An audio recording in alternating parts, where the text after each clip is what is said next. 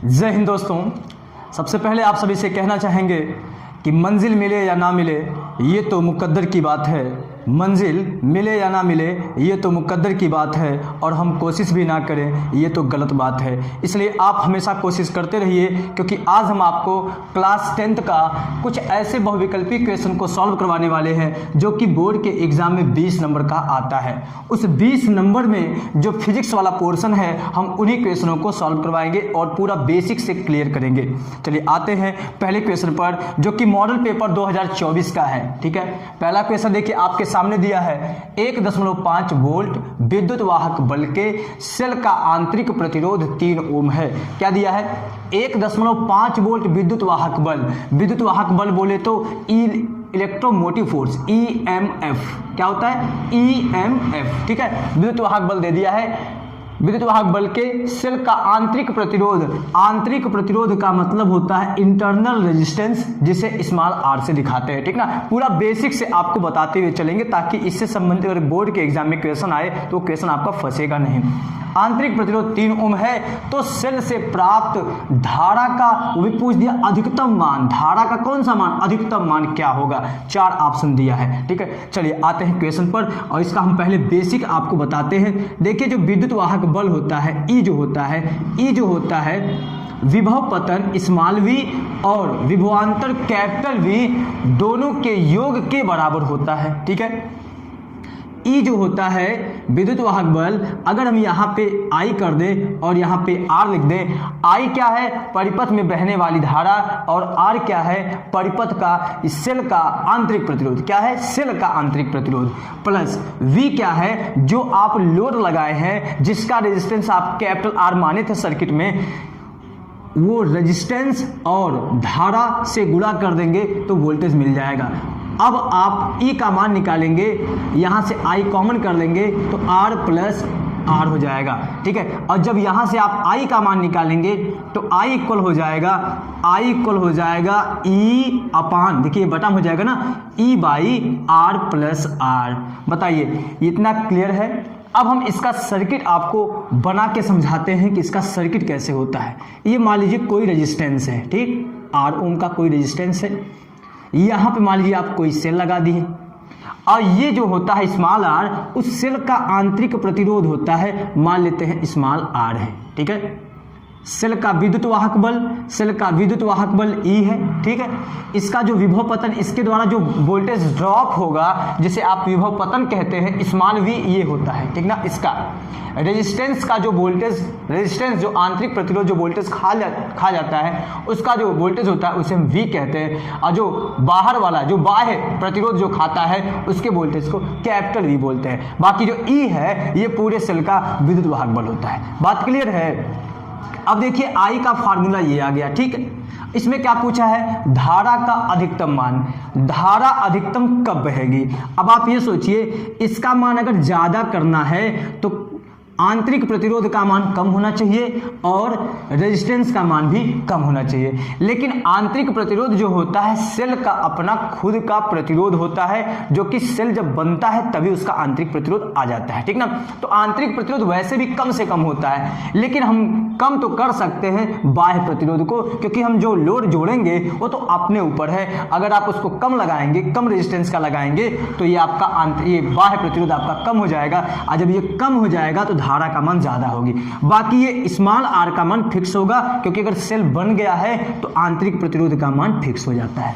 ठीक है, अब देखिए अधिकतम धारा के लिए, यहां से आपको क्लियर हो गया कि अधिकतम धारा के लिए R का मान क्या होना चाहिए? 0 होना चाहिए। जब R रहेगा ही नहीं, कैपिटल R रहेगा ही नहीं, तो जो आपकी धारा बहेगी I मैक्स मतलब I अधिकतम या अधिकतम धारा E बाई स्मॉल r। बात क्लियर है? तो अधिकतम धारा कब बहेगी? जब R का मान 0। एक बहुविकल्पी क्वेश्चन यहां से तैयार हुआ। आंतरिक प्रतिरोध अगर ये दिया हो और बाह्य प्रतिरोध दिया हो, धारा अधिकतम तब बहेगी जब बाह्य प्रतिरोध का मान 0 हो। अब आप देखिए इसी में रख दीजिए 1.5 वोल्ट विद्युत वाहक बल, इसका मतलब E का मान दे दिया। देखिए हम सॉल्व कर रहे हैं, यहाँ पे तो केवल थ्योरी आपका क्लियर की है। विद्युत वाहक बल का मान दे दिया है, ई का मान दे दिया है 1.5 वोल्ट। फिर उसके बाद सेल का आंतरिक प्रतिरोध स्मॉल आर का मान दिया है 3 ओम। ये कितना दिया है 1.5 वोल्ट। तो सेल से प्राप्त धारा का अधिकतम मान का फार्मूला ये आ गया I max equal E by R. अब आप उसमें रख दीजिए I max इक्वल E का मान 1.5 बटा R का मान 3। और जब यहाँ दशमलव हटेगा ये हो जाएगा 15 बटा, यहाँ पे दशमलव हटा नीचे एक 0 पड़ जाएगा, 15 एक 15 दूना 30 1/2, इसे आप कट कर देंगे 0.5 एम्पियर आएगा। अब आप देखिए इसमें कौन सा ऑप्शन सही है, जल्दी से टिक कीजिए, ये आपका ऑप्शन नंबर बी राइट है। ठीक है, अब क्वेश्चन नंबर जो आपका सेकंड है, एक अवतल लेंस की फोकस दूरी 5 मीटर है, तो इसकी क्षमता क्या होगी। अवतल लेंस की फोकस दूरी दे दिया है, इसका मतलब फोकस दूरी का मतलब स्मॉल एफ। इसका आप स्क्रीनशॉट ले लीजिएगा, ठीक ना, मोस्ट इंपॉर्टेंट है ये आपका, जो भी हम क्वेश्चन बता रहे हैं मोस्ट इंपॉर्टेंट है बोर्ड के लिए। अवतल लेंस दिया है, सबसे पहले आप लिखेंगे अवतल लेंस के लिए, आपको एग्जाम में ऐसे लिखना पड़ेगा अगर बहुविकल्पी नहीं है तब, ठीक है। अवतल लेंस के लिए अति लघुत्तरी अगर प्रश्न रहेगा तो आपको ऐसे लिख के लगाना पड़ेगा। फोकस दूरी, अवतल लेंस के लिए फोकस दूरी बताइए। अवतल लेंस की जो फोकस दूरी होती है ऋणात्मक होती है, इसलिए आप f का मान -5 मीटर रखेंगे, ठीक है। अब क्या पूछा है, तो इसकी क्षमता क्या होगी। क्षमता का मतलब लेंस की क्षमता, ये आपका क्या है लेंस है ना, अवतल लेंस है, इसकी क्षमता क्या होगी। देखिए क्षमता का फॉर्मूला क्या होता है, लेंस की जो क्षमता होता है जिसे हम बोलते हैं P इक्वल होता है 1/f, जहां f क्या है फोकस दूरी, और ये फोकस दूरी अगर मीटर में है तब आपको ये पुट करना है, और नहीं तो अगर ये सेंटीमीटर में दिया है तो आपको 100/f लिखना है, तब ये वाला जो ये f है ये सेंटीमीटर वाला है। यहाँ पे f का मान मीटर में दिया है, इसलिए आपको फार्मूला ये पुट करना है। तो लेंस की क्षमता पूछा है, लेंस की क्षमता P इक्वल 1/f, यहाँ से हो जाएगा P इक्वल 1/f का मान, f का मान 5 दिया है, अच्छा माइनस चिन्ह के साथ रखें तो माइनस आ जाएगा, ये P इक्वल इसे कट कर देंगे 0.2 और ये हो गया माइनस में, ठीक ना। इतना डायोप्टर माइनस कहाँ से आया, अवतल लेंस की फोकस दूरी माइनस में होती है, इसलिए क्षमता जो आपका होगा -0.2, और D का मतलब होता है डायोप्टर। याद रखिएगा अवतल किसी भी लेंस की क्षमता का मात्रक डायोप्टर होता है। क्या होता है, डायोप्टर, ठीक है। फार्मूला आपका ये है मीटर वाला, ये आपका है सेंटीमीटर वाला। नेक्स्ट क्वेश्चन, अभी हम और भी क्वेश्चनों को सॉल्व करवाएंगे जो भी इंपॉर्टेंट होंगे, ठीक है। क्वेश्चन नंबर फर्स्ट आपका हो गया, सेकंड भी हो गया। क्वेश्चन नंबर थर्ड है, समतल दर्पण की फोकस दूरी होती है। समतल दर्पण की फोकस दूरी क्या होती है, 0 होती है, अनंत होती है, 25 सेंटीमीटर होता है, या -25 सेंटीमीटर होता है। यहां से 25 सेंटीमीटर से आपको याद आया होगा स्पष्ट दृष्टि की जो न्यूनतम दूरी होती है 25 सेंटीमीटर होती है, ठीक ना। तो ये चीज अपना अलग है, 0 तो होता नहीं है, अनंत, और इसमें देखिए कौन सा होता है। देखिए जो कोई भी अगर लेंस हो या कोई दर्पण हो, कोई भी लेंस हो या कोई दर्पण हो, यहां बोला समतल दर्पण, ठीक है। कोई भी अगर दर्पण हो, तो अगर हम गोली दर्पण की बात करें, गोली दर्पण किसी न किसी खोखले गोले का कटा हुआ भाग होता है। जब एक खोखले गोले का कटा हुआ भाग होगा तो कहीं ना कहीं उसका केंद्र होगा, कहीं ना कहीं उसकी त्रिज्या होगी, त्रिज्या के आधे पर फोकस बिंदु होगा, यहां से यहां तक की फोकस दूरी होगी। बात क्लियर है। अगर गोली दर्पण होगा तो उसकी कुछ ना कुछ फोकस दूरी, ये वक्रता, त्रिज्या और फोकस बिंदु होगा, ठीक है। बात यहां पे है समतल दर्पण की। समतल दर्पण अगर होने का मतलब है वो कर्णनुमा नहीं रहेगा, वो तो आपका ऐसे रहेगा ना, वो आपका ऐसे रहेगा। तो जो समतल दर्पण अगर रहेगा तो ये भी किसी ना किसी खोखले गोले का कटा हुआ भाग है, लेकिन ये जिस खोखले गोले का कटा हुआ भाग है उसकी त्रिज्या क्या है, उसकी वक्रता त्रिज्या क्या है, उसकी वक्रता त्रिज्या अनंत है, क्योंकि वो अनंत से ऐसे से घुमा होगा, वो अनंत से ऐसे से घुमा होगा। और जब अनंत उसकी वक्रता त्रिज्या है तो उसके आधे पर उसका फोकस बिंदु होगा, तो अनंत का मतलब बहुत होता है, उसका आधा भी करेंगे अनंत, ठीक ना। तो इसलिए इसकी जो फोकस दूरी होगी समतल दर्पण की क्या हो जाएगी, अनंत होगी, ठीक है। अब हम चलते हैं नेक्स्ट क्वेश्चन पर। अब ये आपके सामने नेक्स्ट क्वेश्चन देखिए है, क्वेश्चन नंबर 4, 5, 6 और 7। सबसे पहले हम आपको नीचे से क्वेश्चन बताएंगे ताकि जगह बन जाए। देखिए, अंतरिक्ष यात्रियों को आकाश दिखाई देता है। क्या पूछा है? अंतरिक्ष यात्रियों को, ठीक ना। और वो भी क्या देख रहा है? आकाश को देखना है। तो आकाश कैसा दिखता है? जब आप धरती पर से आकाश को देखेंगे तो आकाश आपको नीला दिखता है, लेकिन अंतरिक्ष यात्रियों को जो अंतरिक्ष पर से देखेंगे आकाश को, तो उस कंडीशन में आकाश आपका काला दिखेगा। बात क्लियर है? इसको हम मिटा देते हैं। अब चलते हैं नेक्स्ट क्वेश्चन पर। 1 माइक्रो ओम का मान होता है। क्या पूछा गया है? 1 माइक्रो ओम का मान। तो 1 माइक्रोमीटर में आप जानते हैं 10⁻⁻6 मीटर, या 1 माइक्रो ओम में 10⁻⁻6 ओम, ठीक है। ऐसे ही 1 माइक्रो के जगह पे अगर मान लीजिए दे दिया जाए 1 किलो ओम, ठीक ना, 1 किलो ओम, क्या दे दिया जाए? 1 किलो ओम। तो 1 किलो में होता है 10⁻³ ओम हो जाएगा, ठीक ना। तो यहाँ पे देखिए विकल्प में दिया है 10⁻⁹ ओम, ये तो रॉन्ग है। 10⁻⁻6 ओम, यही आपका राइट है, ठीक है। तो इसका आपका बी नंबर सही होगा, बी ऑप्शन इज राइट, ठीक है। अब चलते हैं नेक्स्ट क्वेश्चन पर। प्रकाश का वेग निम्न में से किस माध्यम में सबसे अधिक होता है? देखिए, पहला आपका ऑप्शन है वायु, और फिर उसके बाद दूसरा ऑप्शन आपका दिया है, इसमें दूसरा ऑप्शन दिया है जल। दूसरा क्या दिया है? जल दिया है। फिर उसके बाद तीसरा ऑप्शन आपका है कांच है, और चौथा दिया है निर्वात। जल्दी से आप बताइए कौन सा होगा, और कमेंट कीजिए जल्दी से। ये आपका सी है, ये आपका बी है, ये आपका ए है। देखिए, प्रकाश का वेग निम्न में से किस माध्यम में सबसे अधिक होता है? क्या पूछा है? सबसे अधिक। तो सबसे अधिक प्रकाश की जो चाल होती है निर्वात में होती है। अच्छा, निर्वात में प्रकाश चाल होती कितनी है वो भी आप जान लीजिए, क्योंकि कभी कभी वैल्यू पूछ देता है। तो 3 × 10⁸ मीटर प्रति सेकेंड, ठीक है। 10⁸ रहेगा प्लस में, ये भी आपको क्लियर रखना है, ठीक है।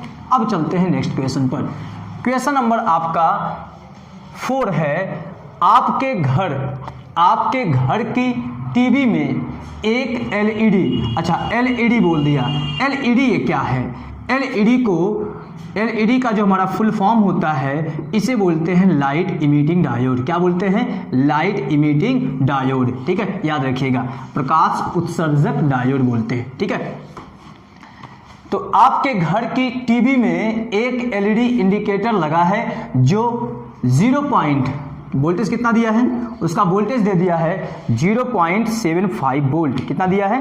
देखिएगा, वोल्टेज दिया है V = 0.75 वोल्ट, ठीक है। बात क्लियर है? एवं 100 मिली एम्पियर पर कार्य करता है। इसका मतलब करंट का मान दे दिया, आई का मान। क्या दे दिया? ये धारा का मान, धारा आई का मान दे दिया, ठीक है। ये क्या दे दिया? वोल्टेज दे दिया। क्या दे दिया? ये वोल्टेज, ठीक है, वोल्टेज का मान दे दिया है। धारा का मान दिया है 100 मिली एम्पियर, ठीक है। कितना दिया है? 100 मिली एम्पियर। आपको बताना क्या है? कार्य करता है। इसकी शक्ति क्या होगी, मतलब उस एलईडी की पावर क्या होगी, कितना वो पावर खाएगा। तो आपको पता है और ये बताया भी गया है, शक्ति का जो फार्मूला होता है, विद्युत शक्ति का जो फार्मूला होता है, P = होता है VI। क्या होता है? P = VI। वोल्टेज का मान देखिए दिया है 0.75, ठीक है। करंट का मान दिया है मिली एम्पियर में। अगर आप इसको एम्पियर में बदलेंगे तो 10⁻³ से मल्टीप्लाई करना पड़ेगा। लेकिन जो आपका ऑप्शन है, ऑप्शन में देखिए सब में मिली लिखा है, मिलीवाट, इसमें सब में।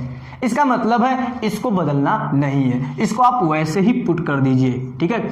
अगर मिली एम्पियर को मिलीमीटर को बदलना रहता है मीटर में तो 10⁻³ से मल्टीप्लाई कर देते हैं ना, इसलिए आप ये याद रखिएगा। अगर ये मिली एम्पियर को बदलना है तो 10⁻³ से गुणा कर दें, लेकिन इसमें नहीं बदलना है क्योंकि आपका आंसर ही मिली में दिया है। जब इससे आप मल्टीप्लाई कर देंगे, 0.1 हट जाएगा 2 स्थान पे, 2 जीरो की वजह से, तो यहाँ हो जाएगा 75 मिलीवाट। जो भी ऑप्शन 75 मिलीवाट होगा वही राइट है, आपका फर्स्ट ऑप्शन राइट है। चलिए नेक्स्ट क्वेश्चन पर देखिए, दिया है किसी भी लेंस की क्षमता की इकाई होती है। अभी हम आपको बताया है लेंस की क्षमता जो होती है P 1/f, f जो होता है मीटर में होता है। तो लेंस की क्षमता का मात्रक डायोप्टर भी होता है, लेंस की क्षमता का मात्रक डायोप्टर भी होता है, प्रति मीटर भी होता है। क्या होता है? प्रति मीटर। प्रति मीटर कैसे आया?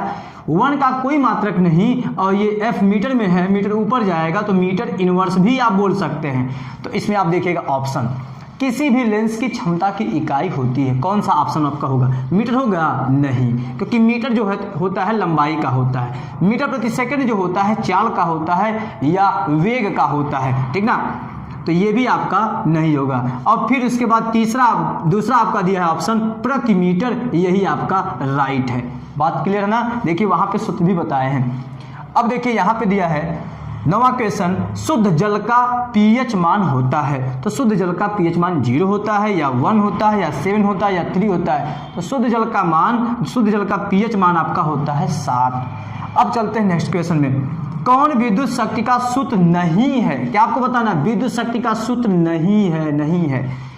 इसका मतलब 4 ऑप्शन दिया है, इसमें 3 ऑप्शन सही होगा, मतलब विद्युत शक्ति का सूत्र होगा, केवल एक ऑप्शन ऐसा होगा जो सूत्र उसका नहीं होगा। P इक्वल VI होता है, इसका विद्युत शक्ति का सूत्र ये है। P equal I into R नहीं होता, V equal I into R होता है, ठीक ना। ये विद्युत शक्ति का सूत्र नहीं है, विद्युत शक्ति का सूत्र नहीं है। और ये विद्युत शक्ति का सूत्र है, ये भी आपका विद्युत शक्ति का सूत्र है। तो पूछा है कौन नहीं है, यही नहीं है, इसलिए यही वाला ऑप्शन आपका राइट है। तो आप सभी को पूरा क्वेश्चन समझ में आ गया होगा। और अगर आप चैनल पे नए हैं तो प्लीज़ चैनल को सब्सक्राइब कीजिएगा, क्योंकि हम ऐसे ही मोस्ट इंपॉर्टेंट क्वेश्चन जो कि बोर्ड के एग्ज़ाम के लिए इम्पॉर्टेंट है उसको हम रोज़ लेके आएंगे।